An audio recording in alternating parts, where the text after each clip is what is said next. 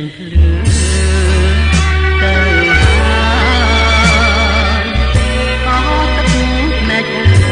យនឹងហូរដល់ណា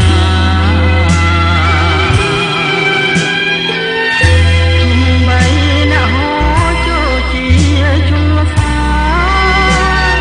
ក៏ឋានៈស្នេហាមានមេត្តាដល់ចិន្តាដានឹកឃើញទាំងអស់អនុស្សាវរីយ៍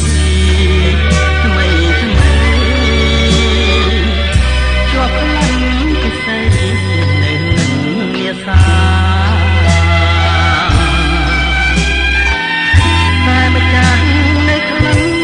ឃ្លាតហើយណាម្ដាយអូនចិត្តរស្យាគ្រាន់តែស្នេហាក៏មានឋានៈ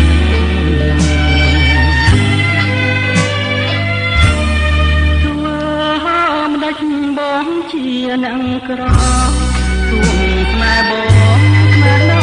យស្មោះសរក៏មានសង្ឃឹមឡើយថ្ងៃនេះទៅត្រូវប្រត់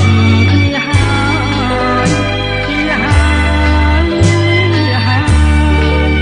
អូនណាយនៅឲ្យសុខចោល